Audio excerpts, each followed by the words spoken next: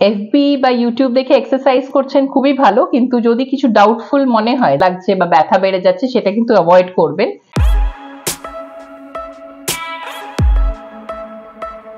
নমস্কার, আমি ডক্টর তেহমিনা, আপনার physio fitness and rehab expert. আর আজকে আমাদের সাথে আছেন মিসেস ঘোষ। আসুন জেনে নিই ওনার কি অসুবিধা, কেন উনি আমার কাছে এসেছেন। হ্যাঁ বলুন। আমার ঘাড়ের ব্যথা, ইনজেকশন দেওয়া রয়েছে, তার সাথে হাত উঠাতে পারছি না। আর আপনার এফবি থেকে যতগুলো দেখেছি তারপরেই আমি খুব ট্রাই করেছি।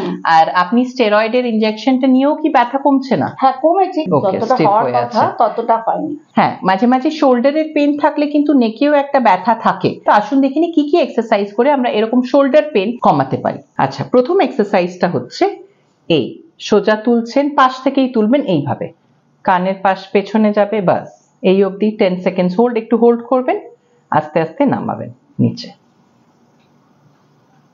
এটা হচ্ছে নাম্বার 1, ঠিক আছে।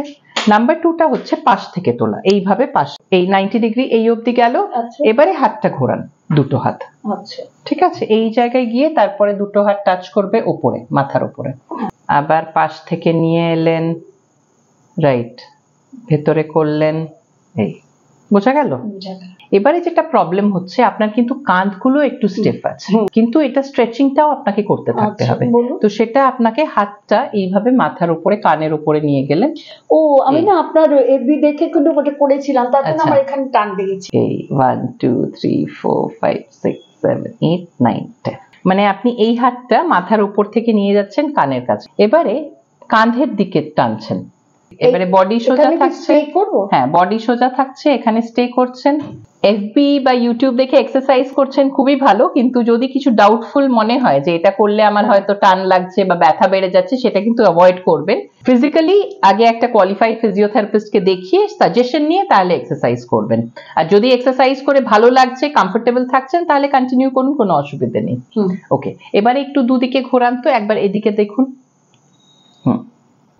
রাইট, এবারে আবার ওই দিকে, পুরো পেছন অবধি যতটা আপনি ঘোরাতে পারেন, বডিটা সোজা রেখে, রাইট, ঠিক আছে, কোনো অসুবিধে না। আচ্ছা, এবারে একটু হালকা উপরে, আপনার যেহেতু মাইগ্রেন আছে আমি জানি, আর ভার্টিগো হতে পারে, বিমের দিকে তাকাবেন। হ্যাঁ, খুব উঁচুতে তাকালে কিন্তু মাথাটা ঘুরে যেতে পারে। তারপরে আবার এই সোজা, আচ্ছা এই পেছনে নিয়ে যাচ্ছেন, তারপরে আবার একটু হোল্ড করে তারপরে সোজা, নিচে করবেন না, রাইট। আর একটা যেটা লাস্ট এক্সারসাইজ আর খুব জরুরি, এইভাবে সোজা বসে আছেন যেরকম, এবারে হাতটা আপনাকে পেছনে নিতে হবে। এবারে আপনি হাতটা এইভাবে ঘুরিয়ে পেছনে ধরলেন, এবারে যেটাই আপনার ব্যথাটা বেশি সেটা নিচে থাকবে, তো ভালো হাতটা দিয়ে ওটা তোলার চেষ্টা করুন, ঠিক আছে। এই হাতটা পেছনে নিয়ে গেলেন, ঠিক আছে, যে হাতটা আপনার এফেক্টেড, ওটাকে আপনি যেটা হাতটা ভালো আছে সেটা দিয়ে তোলার চেষ্টা করছেন, ঠিক আছে, ঠিক আছে, এই রাইট, ঠিক আছে, ওকে, ঠিক আছে। আচ্ছা, হ্যাঁ এটাও করুন, এটা আপনি চেষ্টা করুন ক্লকওয়াইজ অ্যান্টি ক্লকওয়াইজ। হ্যাঁ, ক্লকওয়াইজ ঘোরালেন, তারপরে অ্যান্টি ক্লকওয়াইজ উল্টো দিকে। হ্যাঁ, এটাও করবেন।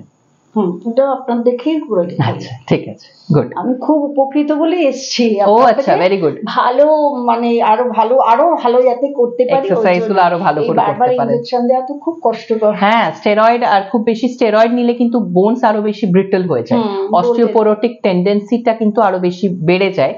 স্ট্রাকচার জয়েন্ট গুলো যদি স্ট্রং রাখতে পারেন, মাসলস ফ্লেক্সিবল থাকে, তাহলে কিন্তু আপনার স্টেরয়েডের আর দরকার নেই।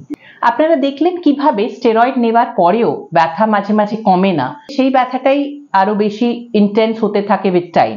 তো স্টেরয়েডটা কিন্তু সলিউশন নয়। প্রথমে আপনার কি করা উচিত, কিছু রেগুলার এক্সারসাইজ করে পশ্চারাল কেয়ার একটু নিয়ে আপনাকে ব্যথাটা কমানো উচিত।